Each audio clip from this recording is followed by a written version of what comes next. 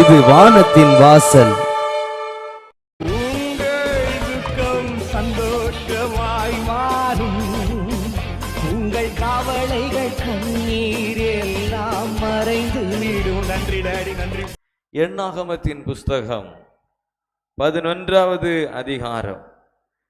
எண்ணாகமம் 11வது அதிகாரத்தை எடுத்துக்கொள்ளுங்கள்.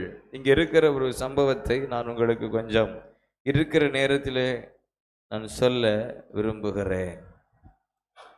இஸ்ரவேல் ஜனங்கள் எகிப்தில் 400 வருட அடிமை வாழ்க்கை வாழ்ந்து கொண்டிருந்தார்கள். எத்தனை வருஷம்? 400 வருஷ அடிமை வாழ்க்கை. அந்த வாழ்க்கை அவர்களுக்கு கசந்து போனது, வெறுத்து போனது, வேதனையான ஒரு வாழ்க்கை.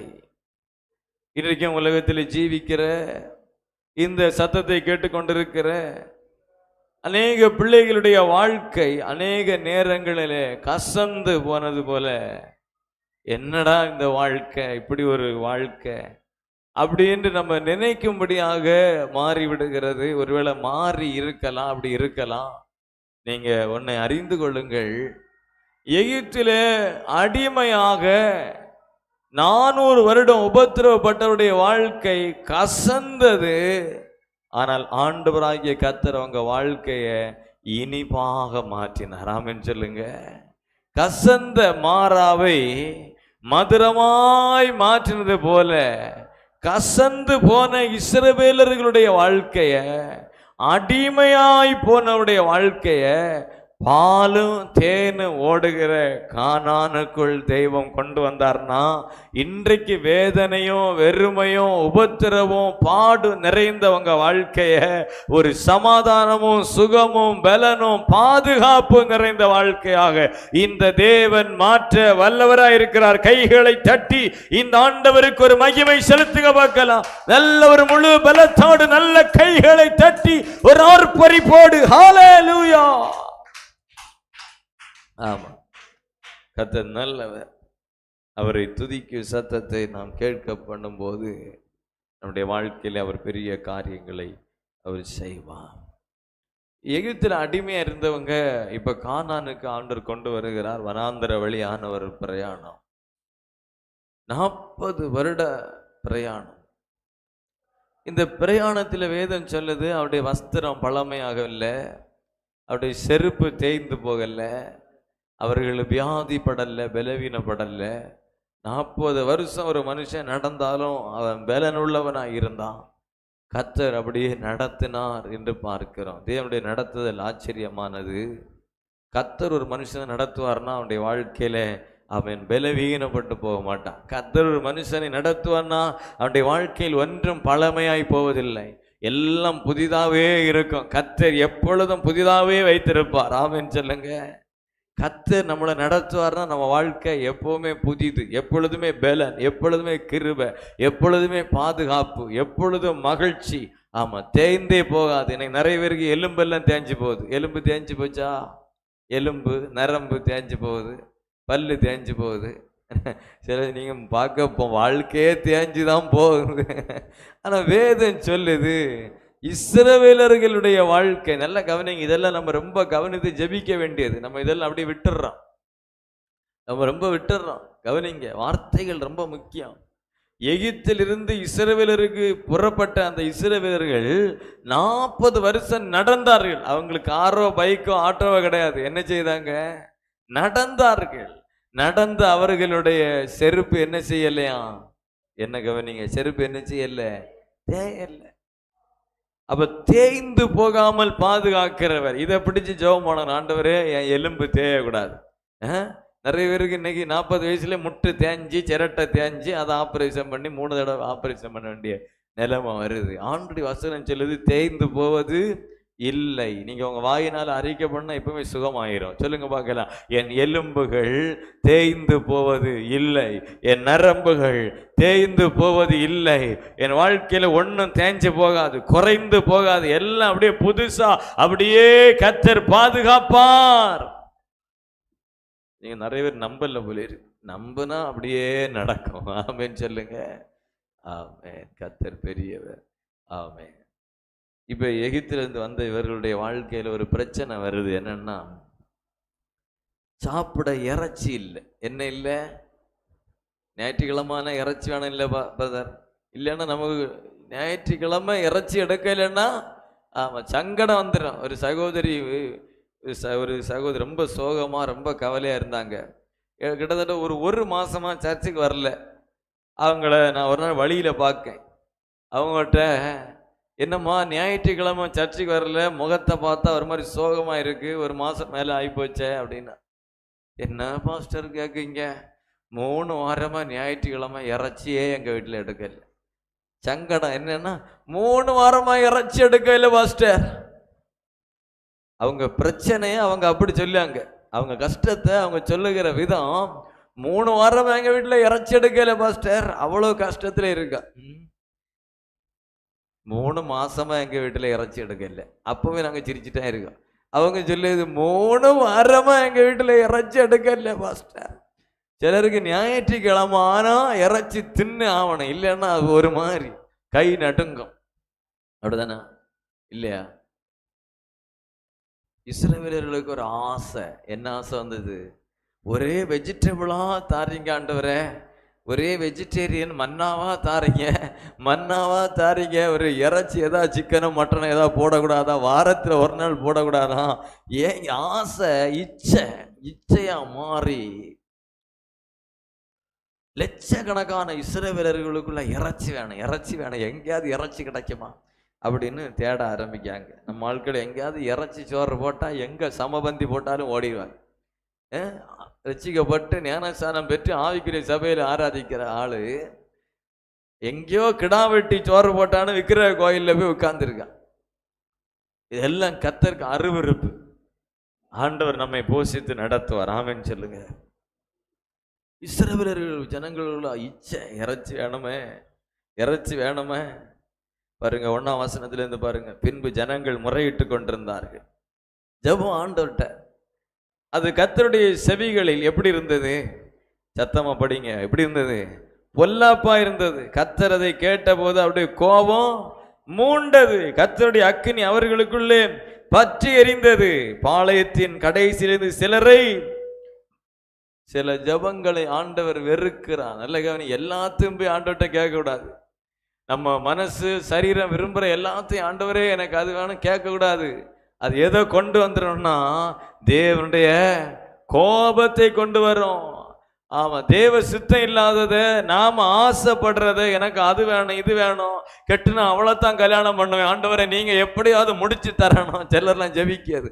எப்படி வாங்கின இந்த வீடத்தான் வாங்குவேன், அந்த இருக்கிறவனை விரட்டிட்டு எனக்கு தந்துருங்க, இந்த இடம் எனக்கு வேணும், அது அவனுக்குள்ளது, அவனை கொன்னுட்டாவது எனக்கு தந்துருங்க. இதெல்லாம் அருவருப்பான ஜெபம். ஆண்டவர் எப்படி பார்க்கிறாரு? அவருடைய செவிகளுக்கு பொல்லாப்பா இருக்கு. செவிக்கு எப்படி இருக்கு? பொல்லாப்பா இருக்கு. ஜனங்கள் மோசையை நோக்கி கூப்பிட்டாங்க. மோசையை கர்த்தரை நோக்கி விண்ணப்பம் பண்ண உடனே அக்கினி என்ன செய்தது? அணைஞ்சு போச்சு, அவிந்து போனது. மோசே வரணும். சில நேரங்களில் ஜெபிக்கிறதுக்கு யார் வரணும்? மோசே வர வேண்டி இருக்கு. ஜனங்கள் துன்பப்படும் பொழுது மோசே திறப்பில் நிற்க வேண்டியதா இருக்கிறது. கர்த்தருடைய அக்கினி அவர்களுக்குள்ளே பற்றி எரிந்ததினால் அவ்விடத்துக்கு என்ன பேர் வச்சாங்க? தவேரா.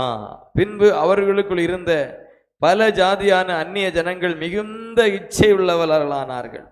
இஸ்ரவேல் புத்திரரும் திரும்ப அழுது, நமக்கு இறைச்சியை புசிக்க கொடுப்பவர் யார்? நாம் எகிப்திலே கிரயமில்லாமல் சாப்பிட்ட மச்சங்களையும் வெள்ளரிக்காய்களையும் கொம்மட்டி காய்களையும் கீரைகளையும் வெண்காயங்களையும் வெள்ளை பூண்டுகளையும் நினைக்கிறோம். எகிப்தில வாழ்க்கை எப்படி இருந்தது? கசந்திருந்தது, வேதனையான வாழ்க்கை, உபத்திரவமான வாழ்க்கை. இப்போ ஆண்டவர் கானானை கூட்டிட்டு போறார். இந்த வழியில இவன் எதை நினைக்கான்னா, எகிப்தில சாப்பிட்ட மீன், அயல மீன், சால மீன், எகிப்தில சாப்பிட்ட மச்சங்கள், எகிப்தில சாப்பிட்ட, ஐயா வாரத்தில் ஒரு நாள் எவ்வளோ கஷ்டப்பட்டாலும் வாரத்தில் ஒரு நாள் மீன் குழம்பு வச்சிருவாங்களே, வாரத்தில் ஒரு நாள் அது நெத்தலி மீனாவது தருவாங்களே. இன்னைக்கு இங்கே ஒன்றும் இல்லை, ஃபுல் வெஜிடேரியன் ஆகி போச்ச.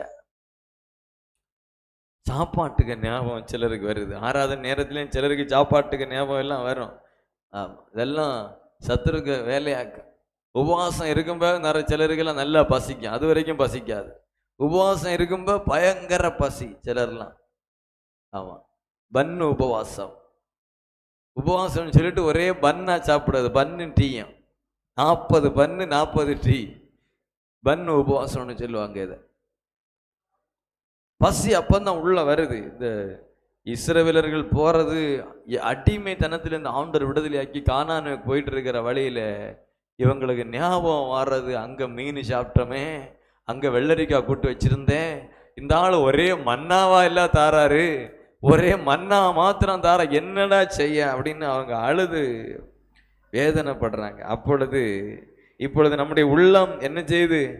இறைச்சிய நினைச்சே வாடி போனா மனுஷன், வாடி போகிறது. இந்த மன்னாவை தவிர நம்முடைய கண்களுக்கு முன்பதாக பாருங்க, வசனத்துல அப்படியே இருக்குது, 6ஆம் வசனத்துல, இந்த மன்னாவை தவிர நம்முடைய கண்களுக்கு முன்னாக வேற ஒன்றும் இல்லையே. மன்னா எப்படி இருக்கு? கொத்தமல்லி விதை மாத்திரம், அதன் நிறம் முத்து போல இருக்கு. ஜனங்கள் போய் அதை பொறுக்கி கொண்டு வந்து மிஷின்ல அரைத்து உரல்ல இடித்து பானைகளிலே சமைப்பார்கள், அதை அப்பங்களாய் சுடுவார்கள். அதன் ருசி புது ஒலிவ எண்ணெயுடைய ருசி போல இருந்தது. உலகத்திலே இதே போல ஒரு ருசி வேற எதுலேயுமே கிடையாது. மன்னாவை போல ருசியான ஒன்று உலகத்தில் வேற ஒன்றும் கிடையாது. புது ஒலிவ எண்ணெயை போல ஒரு ருசி.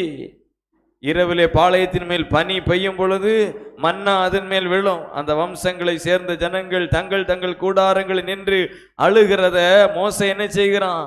கேட்கிறான். ஜனங்கள் மீது கர்த்தருக்கு மிகவும் கோபம். என்னடா, நான் இவ்வளோ நன்மையை கொடுத்துருக்கேன், உலகத்தில் எந்த மனுஷனும் கொடுக்காததை இவங்களுக்கு கொடுத்துருக்கேன், இவன் போய் இறைச்சிக்கு உட்கார்ந்து அழுதுட்டு இருக்கானே. நல்ல கவனிங்க, இதுல எல்லாம் தேவனுடைய வார்த்தையை மறைந்திருக்கு. எல்லாம் விளக்கமா சொல்ல நேரம் இல்லை, அதனால ஸ்பீடா போறேன். ஒவ்வொன்றிலையும் நிறைய காரியங்கள் மறைந்திருக்கிறது. ஆண்டவர் நமக்கு 1000 நன்மைகளை செய்திருக்கிறார். நம்ம உட்கார்ந்து லேசா கால் வலிக்கன்னு உட்கார்ந்து அழுதுட்டு இருந்தோம்னா ஆண்டவருடைய பார்வையில் அது அருவருப்பா இருக்குது. முறுமுறுக்க கூடாது. ஆண்டவர் நம்மளை ஜீவனோடு வச்சு 1000 நன்மைகளை செய்து நம்மளை காப்பாற்றி நம்மளை பலப்படுத்தி ஒவ்வொரு நாளும் நம்மை அதிசயமா வழி நடத்திட்டு வர்றது பொழுது நாம கர்த்தருக்கு ஸ்தோத்திரம் செலுத்தணும். கைகளை வேண்டி கர்த்தரை ஸ்தோத்திரம் பண்ண பார்க்கலாம். சும்மா உட்கார்ந்து அது இல்லையே, இது இல்லையே, இது இப்படி இருக்கு, அது அப்படி இருக்குன்னு என்ன செய்யக்கூடாது? முறுமுறுக்க கூடாது. கர்த்தர் செய்த நன்மைகளை நினைச்சு ஸ்தோத்திரம் பண்ணணும். இல்லாத ஏதோ ஒன்ன நினைச்சு முறுமுறுக்க கூடாது. இருக்கிற 100 காரியங்களுக்காக கர்த்தரை ஸ்தோத்திரம் பண்ணணும். ஆண்டவர் இல்லாததை இருக்கிறது போல மாற்றுவார். எது பிரச்சனையா இருக்கு அதை சரி பண்ணுவார். நம்ம உட்கார்ந்து செல்லலாம் ஸ்தோத்திரமே பண்ண மாட்டாங்க, ஆண்டவரை துதிக்கவே மாட்டாங்க. எப்பொழுதும் முறுமுறுப்பு. ஐயோ இப்படி இருக்கு, எப்படி இருக்கு, அப்படி இருக்கு, அப்படி வந்துட்டு, இப்படி வந்துட்டு, ஐயோ அது இது, இப்படியே பேசி பழக்கம். இது ஆண்டவருடைய பார்வையில மிகவும் அருவருப்பா இருக்குதுங்க. நாம கர்த்தரை ஸ்தோத்திரம் பண்ணிட்டே இருக்கணும். ஆண்டவர் எனக்கு தந்திருக்கிற நன்மைகள் எத்தனை அற்புதங்களை ஆண்டு செய்திருக்கிறான். நாம சங்கீதக்காரன் சொல்லுகிறான், என்னுடைய கழுத்தை சுற்றிலும் 1000-10,000 நாவுகள் இருந்தாலும் அவர் செய்ததெல்லாம் என்னால் விளக்கி சொல்ல முடியாது. அவ்வளவாய் கர்த்தர் எனக்கு செய்திருக்கிறான், அவ்வளவாய் செய்திருக்கிறார். ஆமென் சொல்லுங்க. அவன் அதுக்காக ஸ்தோத்திரம் பண்ணணுங்க. ஆண்டவர் ஸ்தோத்திரம் பண்ணணும். கர்த்தரை மகிமைப்படுத்தி பழகணும், கர்த்தரை உயர்த்தி பழகணும். ஆண்டவரை உயர்த்த உயர்த்த உயர்த்த அவர் நம்மை உயர்த்தி கொண்டே இருப்பான். இவங்க எல்லாம் முறுமுறுத்துட்டு இருக்கும்போது ஆண்டவருடைய பார்வைக்கு அது பொல்லப்பா இருக்குது.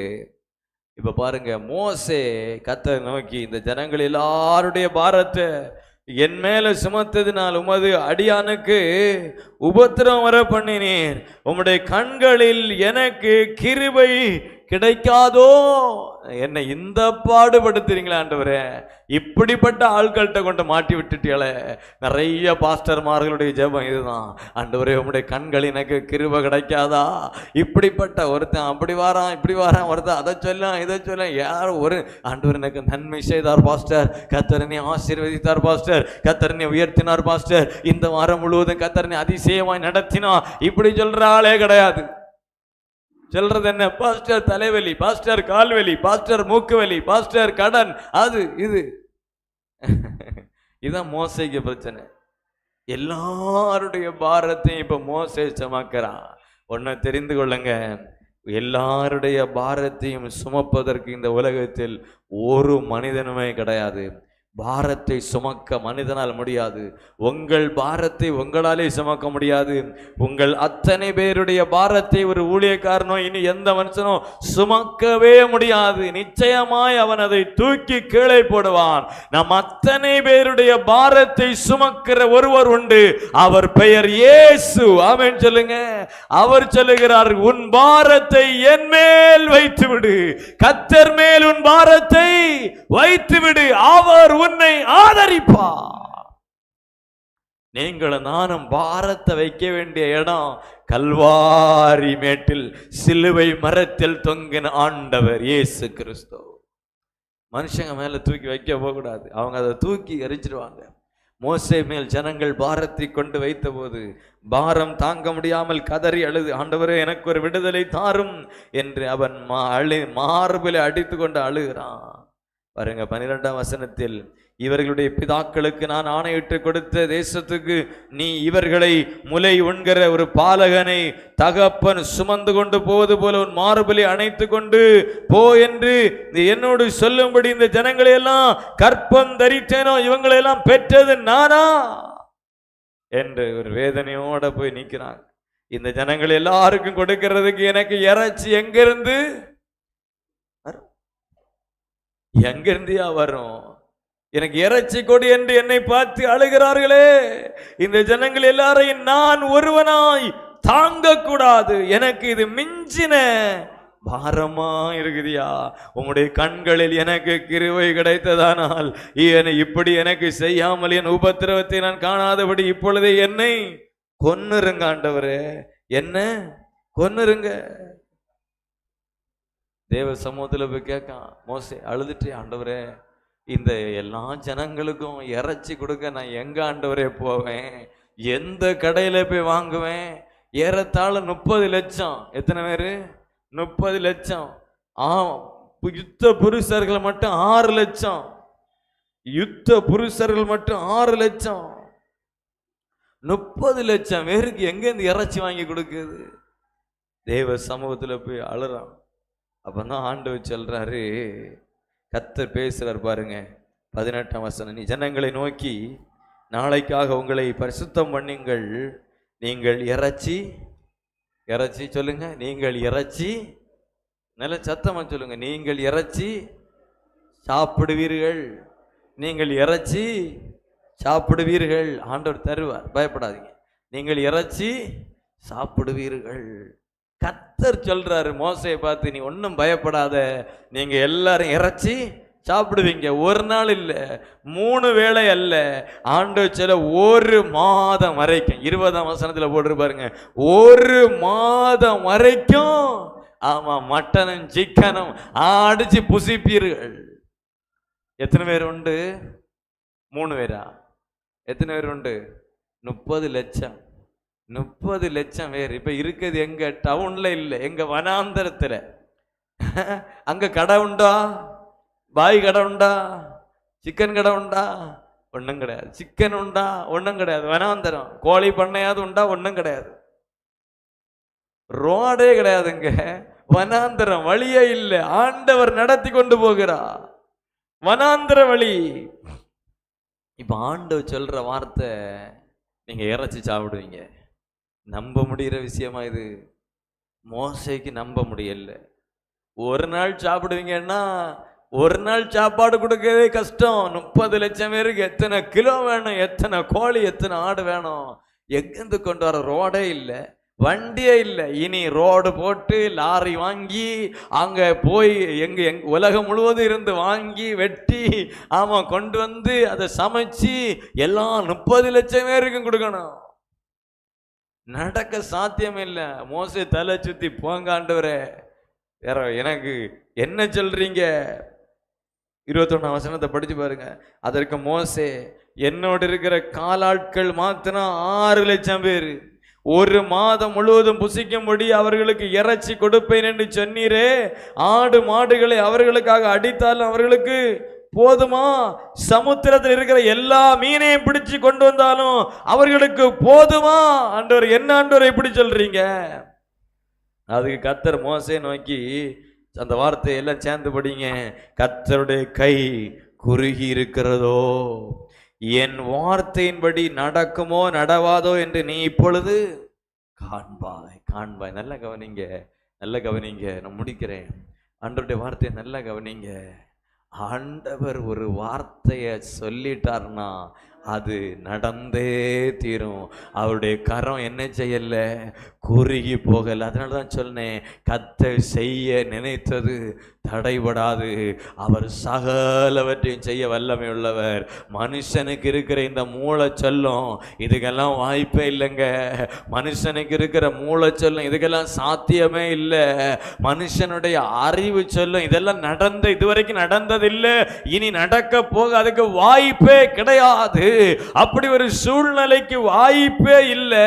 ஆம்பளைங்க மட்டும் 6 லட்சம் பேரு உட்கார்ந்து ஒவ்வொருத்தனும் ஒவ்வொரு கிலோவை ஒரு நேரத்தில் தின்னுவான்.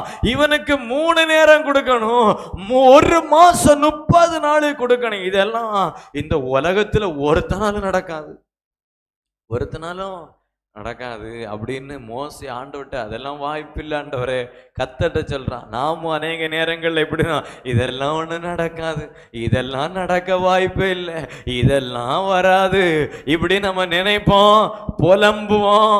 ஆண்டவர்கிட்ட சொல்லுவோம். அப்பதான் கர்த்தர் சொல்றாரு, நீ நினைக்கிற மாதிரி ஆள் இல்லைன்னா என் கரம் குறுகி போகல. இந்த வனாந்தரத்தில் இருக்கிற உங்கள் 30 லட்சம் பேருக்கும் 30 நாள் அளவும் இறைச்சியை கொடுப்பதற்கு என் கரத்திற்கு வல்லமை உண்டு. அல்லேலூயா. ஆமா அன்பு தேவனுடைய பிள்ளைகளே, உங்க வாழ்க்கையில எது நடக்காதுன்னு நீங்க நினைக்கிறீங்களோ, எது சாத்தியமே இல்லை நீங்க நினைக்கிறீங்களோ, அதை செய்து முடிப்பதற்கு என் ஆண்டவருடைய கரத்திற்கு வல்லமை உண்டு. விசுவாசிப்பீங்கன்னா கையை தட்டி ஒரு ஸ்தோத்திரத்தை செலுத்திடுங்க. பாருங்க, ஆண்டவர் சொல்றாரு, நான் சொல்லிட்டேன் இல்ல மோசே வாய் மூடு, நான் சொல்லிட்டேன் இல்ல. ஆண்டவர் உங்களை பார்த்து என்னெல்லாம் சொன்னாரோ, உங்களுக்கு என்னெல்லாம் வாக்கு கொடுத்தாரோ அதை அத்தனையும் செய்ய வர முடியும். இன்னைக்கு உங்க வாழ்க்கை வனாந்தரம் போல, இன்னைக்கு உங்க வாழ்க்கை பாதையற்றதாக, இன்னைக்கு உங்க வாழ்க்கையில சில காரியங்கள் சாத்தியமே இல்லை என்கிற நிலையில் இருக்கலாம். ஆனால் தேவன் சொன்னதை செய்வார். வசனம் சொல்லுது, கர்த்தர் 31 வசனத்தை ஒருக்க வாசித்து முடிப்போம். அப்பொழுது கர்த்தரிடத்திலிருந்து புறப்பட்ட ஒரு காற்று சமுத்திரத்திலிருந்து காடைகளை அடித்து கொண்டு வந்து பாளையத்தை சுற்றிலும் இந்த பக்கம் 1 நாள் பிரயாணம், அந்த பக்கம் 1 நாள் பிரயாணம் மட்டும் தரையின் மேல் 2 முழம் உயரம் விழுந்து கிடக்க செய்தார். அப்பொழுது ஜனங்கள் எழும்பி அன்று பகல் முழுவதும் ராத்திரி முழுவதும் மறுநாள் முழுவதும் காடைகளை சேர்த்தார்கள். கொஞ்சமாய் சேர்த்தவர் மாத்திரம் 10 ஓமர் அளவு சேர்த்தான். அவைகளை பாளையத்தை சுற்றிலும் தங்களுக்காக குவித்து வைத்தார்கள். ஹல்லேலூயா. இப்படி ஒண்ணு நடக்கும்னு ஒரு மனுஷன் கனவுல கூட நினைக்க முடியாது. நீங்கள் கனவுல கூட நினைத்து பார்க்காததை செய்வதற்கு அவருக்கு வல்லமை உண்டு. அவருடைய ஒரு காற்று போதும். ஹல்லேலூயா. ஆண்டவர் எப்படிப்பட்டவர் பாத்தீங்களா? இந்த ஆண்டவரை சாதாரணமா நீங்க கணக்கிடக்கூடாது. ஆமா, உங்க வாழ்க்கை இருக்கிற பிரச்சனை பார்த்து ஐயோ இவ்வளவு பெரிய பிரச்சனை இருக்கிறேன், அது அவருக்கு சாதாரண விஷயம். ஆடி காத்துல அம்மை என்ன செய்யுமா? நகரம். ஆண்டவர் காத்துல நகராதது ஒண்ணுமே கிடையாது. ஆடி காத்துல அம்மி நகரம். நம்ம அப்பா அனுப்புகிற காத்துல நடக்காதது ஒண்ணுமே கிடையாது, ஒண்ணுமே கிடையாது. ஆண்டவருடைய காற்று வந்தா போதுங்க. மேல் பெந்தைக்கோஸ்தே நாள் வந்தபோது மேல் வீட்டு அறையில் ஒரு காற்று வீசிச்சு. அந்த காற்று தான் இன்னைக்கு 2000 வருஷம் அக்கினியாக எரிஞ்சிட்டு இருக்கு. இவ்வளவு பெரிய எழுப்புதலை கொண்டு வந்தது. ஆண்டவர் வீச பண்ணின ஒரு லேசான காற்று, அவர் சமூகத்திலிருந்து புறப்பட்டு வந்த அந்த காற்று பாருங்க. வேதம் சொல்லுது, அந்த வனாந்தரத்தை சுற்றிலும் காடை குவிந்து கிடக்குது. காடை குவிந்து கிடக்கு.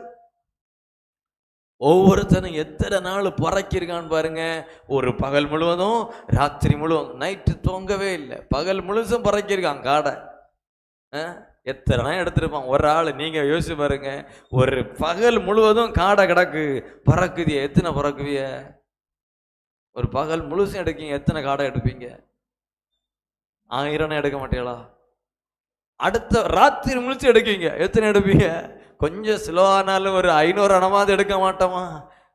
அடுத்த நாளும் எடுக்கலாம், அடுத்த நாளும் 2 நாள் முழுசும் ஒரு மனுஷன் எடுத்துட்டே இருக்கான்னா எவ்வளவு எடுத்துருப்பாங்க யோசிச்சு பாருங்க. 30 லட்சம் பேருக்கு ஒரு மாசம் அவன் சாப்பிட்டு சாப்பிட்டு திகட்டி மூக்கு வழியா வார அளவுக்கு கர்த்தர் கொடுத்தா. இந்த தேவன் சாதாரணமானவர் அல்ல, அவர் அசாதாரணமான தேவன். இன்னைக்கு வெறுமையா இருக்கிறவங்க பாத்திரத்தை அவர் நிரப்ப முடியும். அவர் வார்த்தையை நீங்க நம்புங்க, அவர் வார்த்தை எதையும் செய்யும். அவருடைய வார்த்தை அவ்வளவு வல்லமை உள்ளதுங்க. இந்த வேத புஸ்தகம் முழுவதும் அவருடைய வார்த்தை இருக்குது.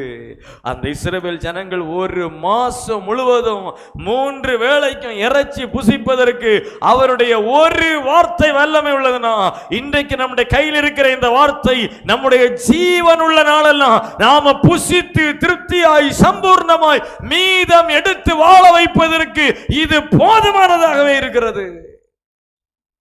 இந்த வசனத்தை நம்ம படிக்கணும், நம்பணும், இதை பிடித்து கொள்ளணும். இந்த வார்த்தை நம்மை வாழ வைக்குங்க. இஸ்ரவேலுடைய பாளையத்தின் 2 பக்கமும் வசனம் சொல்லுது, ஒரு நாள் இந்த பக்கம் ஒரு நாள் டிராவல் பண்ற தூரம் நடக்கும், இந்த பக்கம் ஒரு நாள் பிரயாண தூரம். அந்த காலத்தில் ஒரு நாள் பிரயாண தூரம் 40 கிலோமீட்டர் என்று வச்சுக்கிட்டு 40 கிலோமீட்டர், அந்த பக்கம் 40, இந்த பக்கம் 40, 80 கிலோமீட்டர் சுற்ற அளவு. 3 முழம் விழுந்து கிடக்கு பாருங்க. தரையின் மேல் 2 முழம் உயரம், 2 முழம், கிட்டத்தட்ட 3 அடி. எத்தனை அடி? 3 அடி. 3 அடிங்க. அவ்வளோ ஒசரம், அந்த அளவு ஒசரம், இந்த அளவு ஒசரம். 80 கிலோமீட்டருக்கு ஆடையாக கிடக்கு. முந்தின நாள் ராத்திரி வரைக்கும் இப்படி ஒன்று நடக்கும்னு நினைக்கல. இன்றைக்கு வரைக்கும் என் வாழ்க்கையில் இப்படி ஒன்று நடக்கும்னு நீங்கள் நினச்சிருக்க மாட்டீங்க. இன்றைக்கு வரைக்கும் என் பிள்ளைக்கு இப்படி நடக்கும், என் கணவனுக்கு இப்படி நடக்கும், மனைவிக்கு இப்படி நடக்கும், என் குடும்பம் இப்படி மாறும், என் பிள்ளைகள் இப்படி மாறுவாங்கன்னு நீங்கள் நினச்சி பார்க்காததை அவருடைய வார்த்தை செய்யும். நம்புறீங்களா? இதுவரை கர்த்தர் நம்முடைய வாழ்க்கையில் செய்து கொண்டிருக்கிற எல்லா நன்மைகளுக்காக ஆண்டவருக்கு ஸ்தோத்திர பலிகளை, ஹல்லேலூயா, துதி பலிகளை, நன்றி பலிகளை ஹல்லேலூயா ஏறெடுப்போம். ஹல்லேலூயா, ஹல்லேலூயா, ஹல்லேலூயா. எவ்வளவு நல்ல வாக்குறுதிகளை ஆண்டவர் எங்களுக்கு கொடுத்திருக்கிறீர். எவ்வளவு உறுதியான வாக்கு தத்தங்களை நிறங்களை கொடுத்திருக்கிறீர். ஆண்டவர், எங்கள் சூழ்நிலை எதுவாக இருக்கலாம், எங்களை சுற்றி இருக்கிற காரியங்கள் எப்படி வேணா இருக்கலாம், அதெல்லாம் நான் பார்க்கலப்பா. உங்க வார்த்தையை நம்புறேன், உங்க வார்த்தையை நம்புகிறேன். நீர் சொன்னதை செய்ய முடியாதபடி உம்முடைய கரம் ஒன்றும் குறுகி போகல, உம்முடைய கரம் ஒன்றும் குறுகி போகல. நீ சொன்னதை செய்து நிறைவேற்ற வல்லமை உள்ள தேவனாயிருக்கிறீர். அதற்காக உமக்கு ஸ்தோத்திரம். இந்த காலை வேளையில உம்முடைய சமூகத்தில் ஏதோ ஒரு பயத்தோடு, ஏதோ ஒரு பதட்டத்தோடு, ஏதோ ஒரு பாரத்தோடு என் வாழ்க்கை எப்படி இருக்குதே என்கிற அங்கலாய்ப்போடு கூட தேவ சன்னிதானத்திலே வந்திருக்கிற ஒவ்வொரு பிள்ளைகளுக்காக நான் ஜெபிக்கிறேன். ஆண்டவரே, என்னுடைய வாழ்க்கையில கர்த்தர் சமாதான காரணராய், சர்வ வல்லவராய், தூக்கி சுமக்கிறவராய், அற்புதங்களையும் அதிசயங்களையும் செய்கிறவராய் உம்முடைய பிள்ளைகளுடைய வாழ்க்கையில நீர் வெளிப்படுவீராக. ஒவ்வொருவரையும் நீர் ஆசீர்வதிப்பீராக. இன்றைக்கும் ஆண்டவரே வெகு காலம் ஜெபித்து கொண்டு என் வாழ்க்கையில இன்னும் இது நடக்கலையே, இனி இது நடக்காதோ என்கிற சஞ்சலமும் குழப்பமும் நிறைந்தவர்களாய் காணப்படுவார்கள் என்றால், உம்முடைய வார்த்தையின்படியே உம்முடைய பிள்ளைகளுடைய வாழ்க்கையில் நீர் காற்றை வீச பண்ணி, உம்முடைய கீழ் காற்றை கர்த்தர் அனுப்பி இவருடைய வாழ்க்கையை நன்மையினால் நிரப்புவீராக. இவர்களுக்கு தேவையானதை கர்த்தர் கொடுத்து நிரப்புவீராக. கர்த்தர் கொடுத்து ஆசீர்வதிப்பீராக. உம்முடைய கரத்தில் உம்முடைய பிள்ளைகளை, இந்த குடும்பங்களை ஒப்பு கொடுத்து மனதார நான் ஆசீர்வதிக்கிறேன். இயேசுவின் நாமத்தில் ஜெபிக்கிறோம் எங்கள் நல்ல பிதாவே. எனக்கு திடீர்னு இருந்தா போல் அந்த கைவலினா கையை ஒரு கிளாஸ் எடுக்க முடியாது, ஒரு கரண்டி எடுக்க முடியாது, ரொம்ப கஷ்டப்பட்டேன். கையொப்பம் இப்படி தான் வச்சுட்டு இருப்பேன். இப்படியே தான் ஒரு 2 வாரமாக இப்படியே தான் கை இருக்கும். ஒன்றும் பண்ண முடியாது, தலைச்சிக்க முடியாது, பிடிக்க முடியாது, ஒன்றுமே பண்ண முடியாது. அவன் என்ன பார்த்துட்டானே சபைக்கு போவான்னு சொன்னான். சரி நானும் வாரேன் போம்னு சொன்னேன். இங்கே வந்து எனக்கு கை வரும்போதும் இப்படி தான் வரான். ஆட்டோவில் வரும்போதும் கை எனக்கு ஒரே ஒரு மாதிரி தரிப்புன்னா பாம்பு கடிச்சு பசங்க போல இங்கே வர தரிப்பு. ஏன்னா ஒன்றுமே பண்ண முடியாதான். இங்கே வந்து ப்ரேயர் பண்ணி வரும்போது எனக்கு இந்த கையை வந்து யாரோ வெட்டி உரிச்சு எடுத்தது போல் எனக்கு ஒரு சோகம். கையை இப்படி வச்சுடும். பின்னாடி இருந்து ஒரே அழுகா இருந்துகிட்டே இருந்தேன். கையை வெட்டி இழுக்குது, என்ன இழுக்குது. எனக்கு வந்தவுடனே அதிகமாக இருக்கே சொப்பா, எனக்கு கை குறையுமோ, அதுக்கு தான் இப்படி என்னை கூடுதல் ஆக்குறோன்னு சொல்லிக்கிட்டு நான் இப்படியே வச்சுட்டே இருக்கேன். இப்படி வச்சுட்டே இருக்கேன். நான் கை மேலவும் இல்லை கீழும் தாக்க முடியாது, ரொம்ப கஷ்டப்பட்டேன். லாஸ்ட்டு பாஸ்டர் வந்து ஹல்லேலூயா சொல்லுங்கள் எல்லாரும் சொல்லும்போது, நான் ஹல்லேலூயா சொல்லும்போது என் கை வந்து ஃப்ரீயாக அப்படியே போயிட்டு ஒன்றும் காணலை. எசப்பாயி கோடி கோடி நன்றி சொல்லுவேன். நான் பிரியமானவர்களே, உங்கள் சந்தோஷத்தின் நேர நிகழ்ச்சியை தொடர்ந்து பார்க்கிற உங்களுக்காக, உங்கள் குடும்பங்களுக்காக நாங்கள் ஜெபிக்க விரும்புகிறோம். உங்களுக்காக நாங்கள் ஜெபிக்க வேண்டும் என்று நீங்கள் விரும்பினால் உங்கள் விண்ணப்பங்களை நீங்கள் எங்களுக்கு வாட்ஸ்அப் நம்பரில் அனுப்புங்கள். இல்லாவிட்டால் தொலைபேசி மூலமாய் தொடர்பு கொண்டு அதை தெரியப்படுத்துங்கள். உங்களுக்காக நாங்கள் ஜெபிப்போம். உங்களுடைய ஜெபம் எங்களுக்கு அவசியம். உங்களுடைய உதாரத்துவமான ஜெபத்தினால் நீங்கள் எங்களை தாங்க வேண்டும். எங்களுடைய சபை நியூ இந்தியா ஆராதனை கூடாரம் கன்னியாகுமரி மாவட்டம் குளச்சல் அருகாமையில் கொட்டில்மாடு என்கிற பகுதியில் இருக்கிறது. எங்களுடைய ஆராதனைகள் வெள்ளிக்கிழமை காலை 10:30 மணிக்கும், ஞாயிற்றுக்கிழமை காலை 8 மணி, 10 மணி, இரவு 7 மணிக்கும் நடைபெறுகிறது. இந்த ஊழியங்களுக்காக நீங்கள் ஜெபித்து கொள்ள வேண்டும். கர்த்தர் சித்தமானால் நீங்கள் எங்களோடு இணைந்து ஆராதிக்க வாருங்கள். உங்களுடைய வாழ்க்கையில் நிச்சயமாக தேவன் பெரிய பெரிய அற்புதங்களை அதிசயங்களை செய்வார் என்பதில் எந்த சந்தேகமும் இல்லை. ஆமென். உங்கள் துக்கம் சந்தோஷமாய் மாறும், உங்கள் கவலைகள் கண்ணீர் எல்லாம் மறைந்து விடும். நன்றி டாடி, நன்றிப்பா. உங்கள் துக்கம் ஆமா, உங்கள் கவலைகள் கண்ணீர் எல்லாம் மறைந்து